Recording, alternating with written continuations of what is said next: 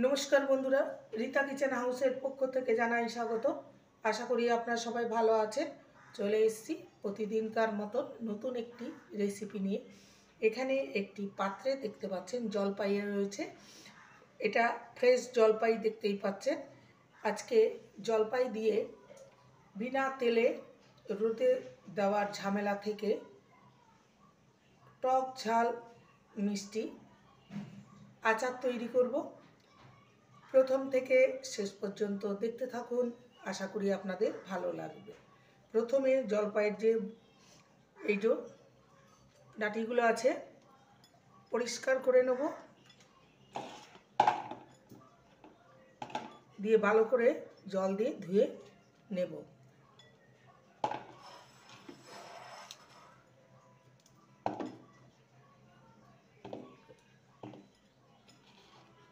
এবার জলপাইগুলোকে ভালো করে জল দিয়ে ধুয়ে নেব। ধুয়ে ভালো করে মুছে নিতে হবে, গায়ে যেন একদম জল না লেগে থাকে।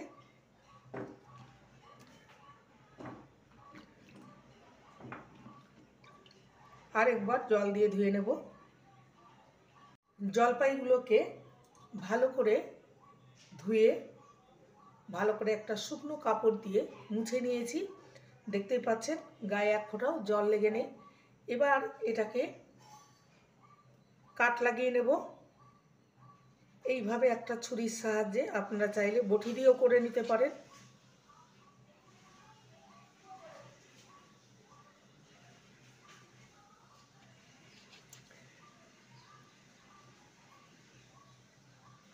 এখানে 500 গ্রামের মতন জলপাই রয়েছে।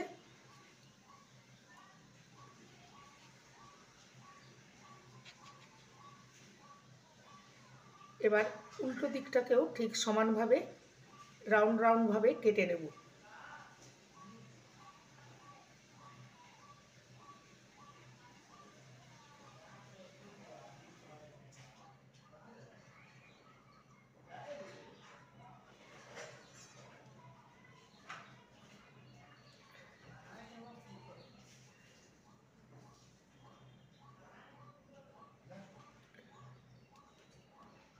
এইভাবে কেটে নিয়েছি, দেখতেই পাচ্ছেন।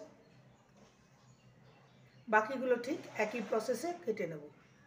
সমস্ত জলপাইকে এরকমভাবে কাট লাগিয়ে নিয়েছি। এবার চলে যাব নেক্সট স্টেপের দিকে। জল দিয়ে দিয়েছি কড়াইতে সামান্য। এবার দিয়ে দেব লবণ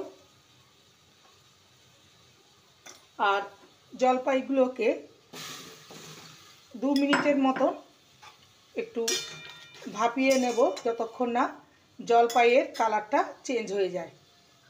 জলপাইয়ের কালারগুলো দেখতেই পাচ্ছেন চেঞ্জ হয়ে গেছে। এবার এটাকে তুলে নেব। গ্যাসের ফ্লেমটাকে অফ করে দিলাম।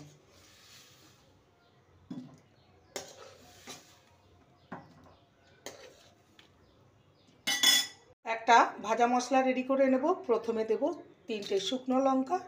লঙ্কাটা ভাজতে সময় লাগে, ওই জন্য লঙ্কাটা আগে দিয়ে দিলাম।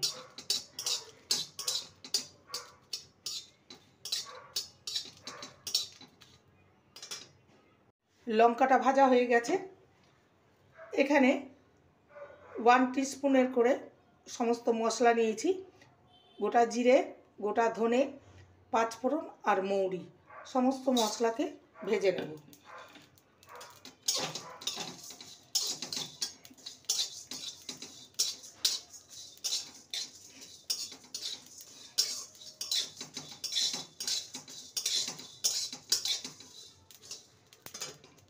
মশলাটা ভাজা হয়ে গেছে। এবার একটি পাত্রে নামিয়ে ঠান্ডা করে নিয়ে মিক্সিতে গুঁড়ো করে নেব। এখানে গুড় নিয়েছি।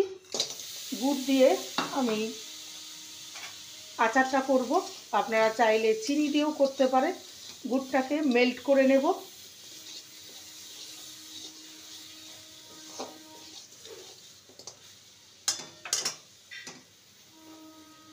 গুড়টাকে মিনিট 4 ভালো করে ফুটিয়ে নিয়েছি, দেখতেই পাচ্ছেন। এবার জলপাইগুলো দিয়ে দেবো।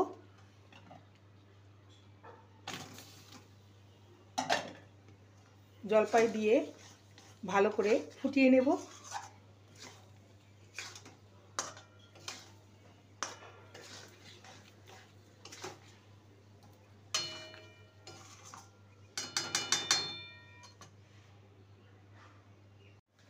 তখন গুড় দিয়ে ফুটিয়ে নিয়েছিলাম। এবার দিয়ে দেবো সামান্য চিনি। এখানে চিনি দিলে গুড় আর চিনি মিশিয়ে করলে খেতে ভালো লাগবে, তাই চিনিটা দিয়ে দিলাম। চিনিটা ফোটা পর্যন্ত ওয়েট করতে হবে যাতে করে ভালো করে মেল্ট হয়ে যায়। দিয়ে দেবো লবণ। ভাপানোর সময় লবণ দিয়েছিলাম, তো একটু চেখে দেখলাম লবণটা কম রয়েছে, ওই জন্য লবণ দিয়ে দিলাম। ভালো করে মিশিয়ে নেব। দিয়ে 4 থেকে 5 মিনিট ভালো করে ফুটিয়ে নিয়েছি। এবারে দিয়ে দেবো ভিনিগার। ভিনিগার দিলে অনেক দিন আপনারা সংরক্ষণ করে রাখতে পারেন, এটা খারাপ হবে না। ভিনিগার দিয়ে ভালো মতন আবারও ফুটিয়ে নেব মিনিট 2। ভিনিগার দিয়ে 2 মিনিট ফুটিয়ে নিয়েছি। এবার যে ভাজা মশলাটা রেডি করে রেখেছিলাম সেটা দিয়ে দেবো, সম্পূর্ণ দিয়ে দেব। আমি পরিমাণ মতন ভাজা মশলাটা রেডি করে রেখেছিলাম। ভাজা মশলা দিয়ে আবারও মিনিট 2 ফুটিয়ে নেব। ভাজা মশলা দিয়ে মিনিট 2 ফুটিয়ে নিয়েছি। এবার গ্যাসের ফ্লেমটাকে অফ করে দিলাম।